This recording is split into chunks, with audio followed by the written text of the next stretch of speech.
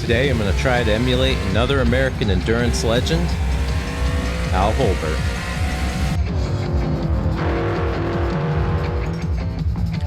I am here at Sonoma Raceway, which back in the 70s was known as Sears Point, in a 76 Dekon Chevy Monza IMSA GT racer,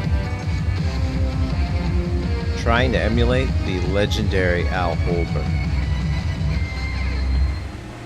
I've started 6th, which is probably a little bit faster than I think I should be.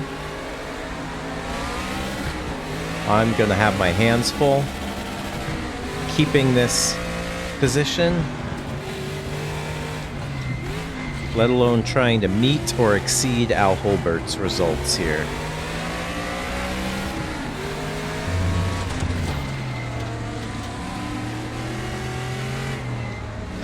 Got 2 Monzas ahead of me, 3 very fast BMWs, which is pretty accurate for 1976.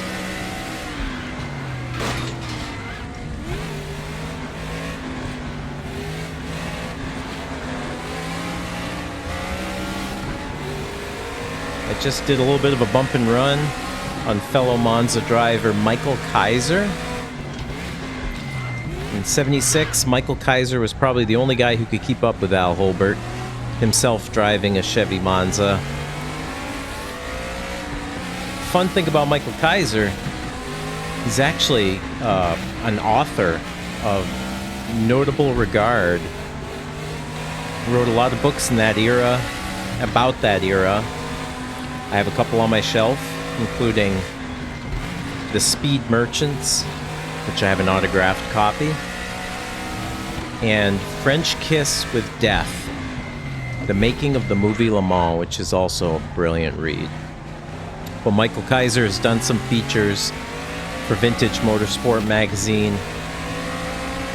He was a talented driver, as you could, second in the championship in 76 will attest, and taking wins in this Chevy Monza that I'm driving here. So Al Holbert, back to the subject. Al was the son of Bob Holbert, who was quite an important Porsche driver in the States back in the 50s and 60s. Back then, being a factory-supported driver, you were still an amateur, driving for SCCA Championship, Sports Car Club of America. Bob Holbert started Holbert Porsche Audi, I think a VW dealership. So Al certainly grew up around race cars, his dad's racing, and German automobiles his whole life. Yeah, that was ambitious. Al himself went the college route, went to Lehigh University in Pennsylvania, where the family is from. While in college, he actually worked for a very new and fledgling Penske Racing. And their relationship continued when Al Holbert's racing career started to mature. So he graduates college in 68. He starts racing a Porsche 914 that was once raced by another Porsche legend, Peter Gregg, all the while maintaining and prepping some racing Porsches. In 73, he started taking care of the Trans Am Porsches, or the Porsches racing in the Trans Am series. And in 74, he actually had a small hand in helping Roger Penske and Penske Racing prep that inaugural class of 911s for the very first International Race of Champions series. I don't know where this car is. All right, I got him. This is going to be quite the tussle.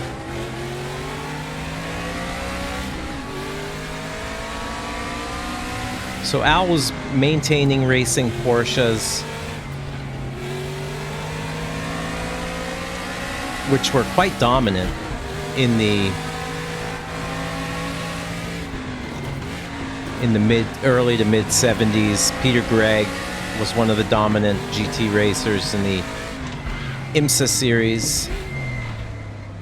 John Bishop, the head of IMSA, was tired of all these foreign cars, walking away with all the trophies, wanted to gain a little bit more manufacturer support.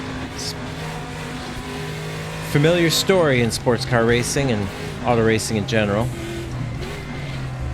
So they opened up a rule set called the AAGT, All-American GT, that would make tube frame cars a little bit more competitive with some of the sports, actual sports cars coming out of Europe. A couple manufacturers jumped on that. There were some Corvettes, some Camaros, a Chevy Vega, a Mustang Cobra 2, which was a bit of a small car, about the size of the Monza. Then, of course, the Chevy Monza. The Monza was a little bit of a Frankenstein to begin with. It had the steering rack from a Mustang. It had Corvette spindles. It actually had Porsche 917 spec brakes manufactured by Girling. But it also had some aero work that was inspired by the 917.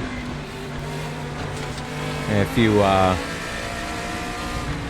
put both cars next to each other, close both eyes, you can see the resemblance. They stuffed a 600 horsepower, 6-liter V8 engine. It's got a lot of torque through this 4-speed gearbox. It's a tough car to drive.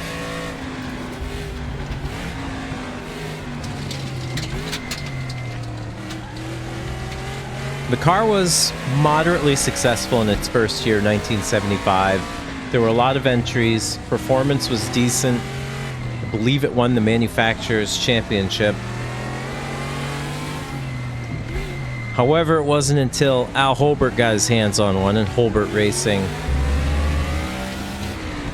that the car really came alive in 1976.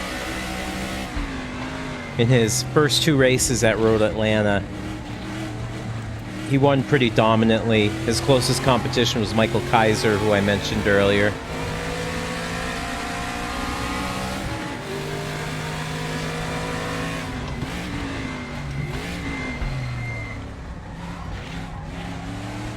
Similar performance throughout the rest of 76 and 77, and Al happened to win the IMSA GT championship both years. His first 2 IMSA GT championships, first 2 of 5. However, at Sonoma Raceway, Sears Point, he did not win those 2 years.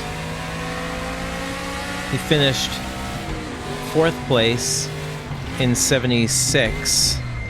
I believe Jim Busby won, who was in this race in a BMW, down in 6th place. And then in 1977, my favorite motor mouth, David Hobbs, won in a BMW. And David Hobbs is trying to replicate that up front.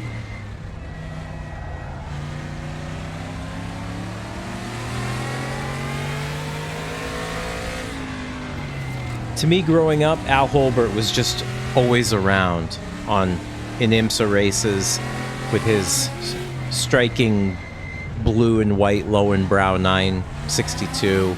It always looked a little bit different than the other 962s. 962 was a big customer car, so teams could do just about whatever they wanted to try to increase performance. Holbert Racing was one of the best.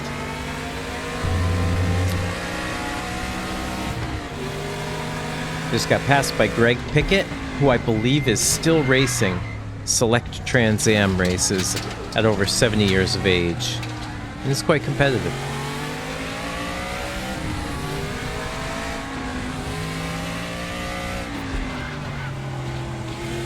When I started reading books and magazines and learning more about Al Holbert, there's so much more to learn about him, so much more to appreciate.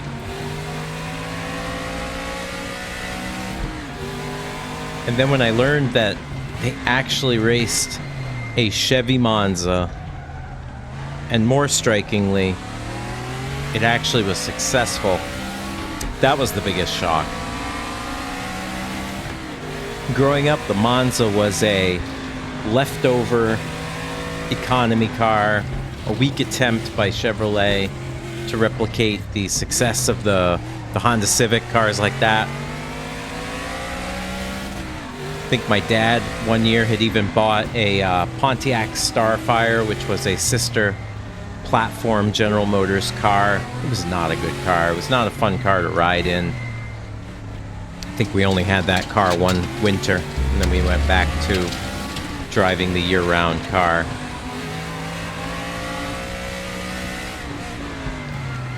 The fact that Holbert could turn this car into a champion and a little bit of an icon from that era is testament to his design skill, and not to be underrated is his driving skill.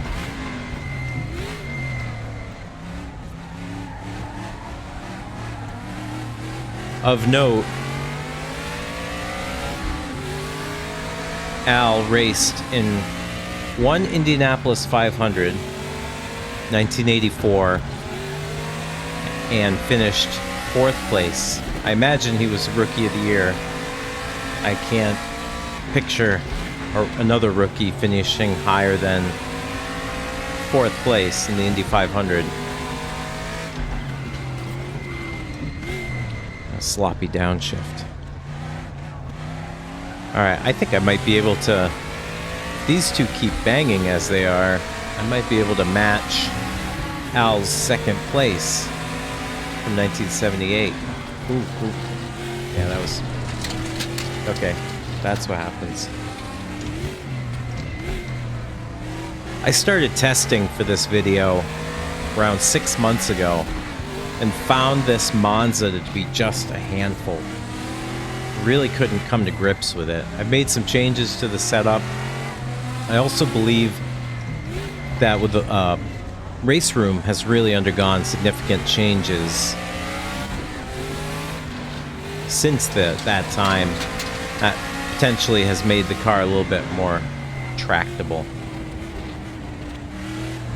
The simple fact that RaceRoom has this Chevy Monza is just awesome, and just makes me love RaceRoom more.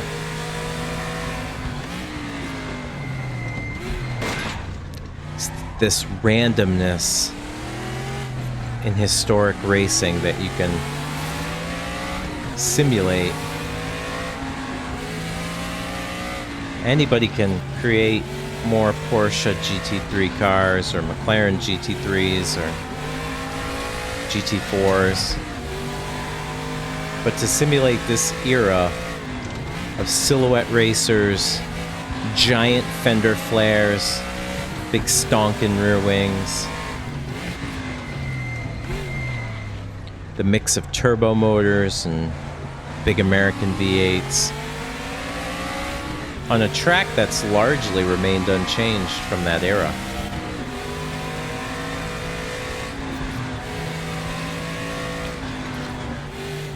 I knew when I wanted to feature Al in a video, this car would play a part, just because of the uniqueness of this car, this era.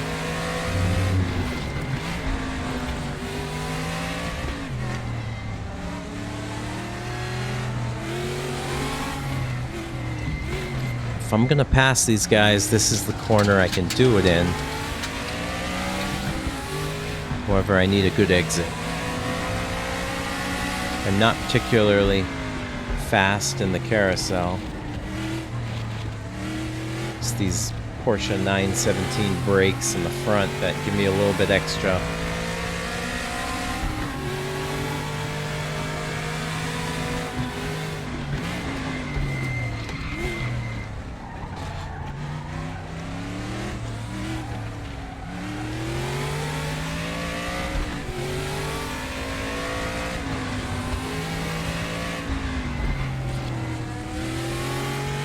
Trying to race these guys so I don't get called into the steward's office at the end. Oh, bad shift.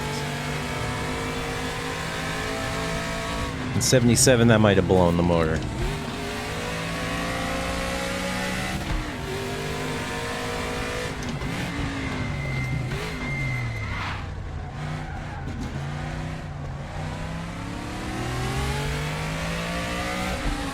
Getting ready to do the last lap. Focus. It's a tough corner, but one that I'm typically better than the competitors.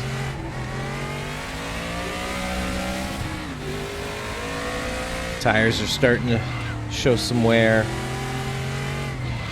Oh, this is it.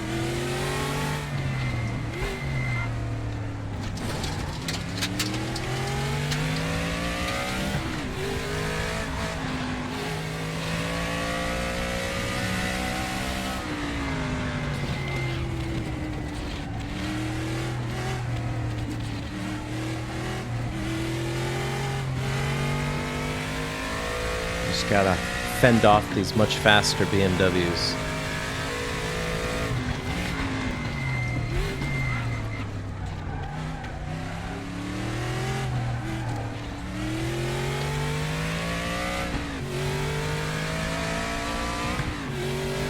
This is actually a fairly good car to practice some driving techniques, such as when you're increasing the throttle coming out of corners, decreasing the steering lock you have in. It's directly proportional through the very, very tight second to last corner.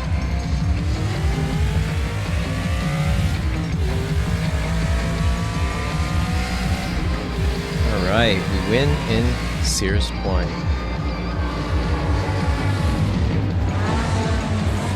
Guess everything I learned in Bob and Al's book, Driving to Win, has paid off.